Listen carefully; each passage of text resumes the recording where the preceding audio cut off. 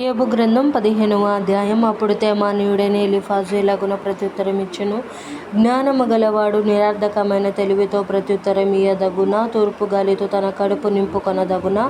వ్యర్థ సంభాషణ చేత వ్యాజ్యం ఆడతగునా? నిష్ప్రయోజనమైన మాటల చేత వాదింపదగునా? నీవు భయభక్తులను వ్యర్థము చేయుచున్నావు, దేవుని గూర్చిన ధ్యానమును హీనపరచుచున్నావు.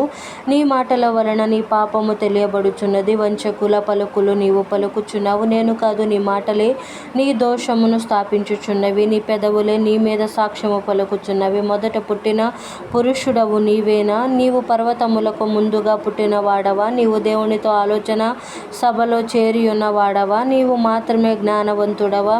మేము ఎరుగనిది నీవేమి ఎరుగుదువు? మేము గ్రహింపనిది నీవేమి గ్రహింతువు? నెరసిన వెంట్రుకలు గలవారును చాలా వయసు మీరిన పురుషులను మాలోనున్నారు. నీ తండ్రుల కంటేను వారు చాలా పెద్దవారు. దేవుడు సెలవిచ్చిన ఆదరణ నీకు తేలికగానున్నదా? ఇట్లు నీతో మృదువుగా పలకబడిన వాక్యము తేలికగానున్నదా? నీ హృదయము ఎలా కృంగిపోయెను? నీ కన్నులు ఎలా ఎర్రబారుచున్నవి? దేవుని మీద నీవేలా ఆగ్రహపడుచున్నావు? నీ నోట నుండి అట్టి మాటలేలా రానిచ్చుచున్నావు? శుద్ధుడగుటకు నరుడు ఏపాటివాడు? నిర్దోషి అగుటకు స్త్రీకి పుట్టినవాడు ఏపాటివాడు? ఆలోచించుము. ఆయన తన దూతల యందు నమ్మిక యుంచడు. ఆకాశ వైశాల్యము ఆయన దృష్టికి పవిత్రము కాదు. అట్లుండగా హేయుడును చెడినవాడును నీళ్లు త్రాగునట్లు దుష్క్రియలు చేయువాడును మరీ అపవిత్రుడు గదా. నా మాట ఆలకింపుము, నీకు తెలియజేతును. నేను చూచిన దానిని నీకు వివరించెదను. జ్ఞానులు తమ పితరుల యొద్ద నేర్చుకుని మరుగు చేయక చెప్పిన బోధన నీకు తెలిపెదను. అన్యులతో సహవాసము చేయక తాము స్వాస్థ్యముగా పొందిన దేశంలో నివసించిన జ్ఞానులు చెప్పిన బోధను నీకు తెలిపెదను. తన జీవిత కాలమంతయు దుష్టుడు బాధనొందును, హింసకునికి ఏర్పడిన సంవత్సరములనియు వాడు బాధనొందును. భీకరమైన ధ్వనులు వాని చెవులలో బడును. క్షేమకాలమున పాడు చేయువారు వాని మీదికి వచ్చెదరు. తాను చీకటిలో నుండి తిరిగి వచ్చేదనని వాడు నమ్మడు. వాడు ఖడ్గమునకు ఏర్పరచబడిన వాడు. అబ్బా, ఆహారం ఎక్కడ దొరుకునని దాని కొరకు తిరుగులాడును.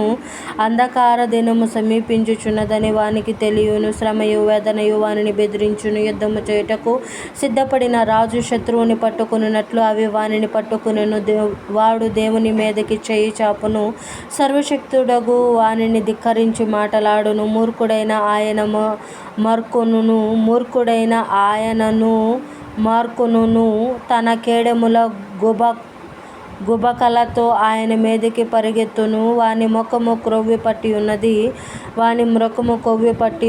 వాని చిరు ప్రక్కల పైని క్రొవ్వు కండలు పెరిగి ఉన్నవి. అట్టి వారు పాడైన పట్టణములలో నివసించుదురు. ఎవరునూ నివసింపకూడని ఇండ్లలో దెబ్బలు కలిసియున్న ఇండ్లలో నివసించెదరు. కావున వారు భాగ్యవంతులు కాకపోవుదురు. వారి ఆస్తి నిలవదు. వారి సస్య సంపద పంట బరువై నేలకు వంగదు. వారు చీకటిని తప్పించుకొనరు. అగ్నిజ్వాల వారి లేత కొమ్మలను దహించును. దేవుని నోటి ఊపిరి చేత వారు నాశనమగుదురు. వారు మాయను నమ్ముకొనకుందురుగాక.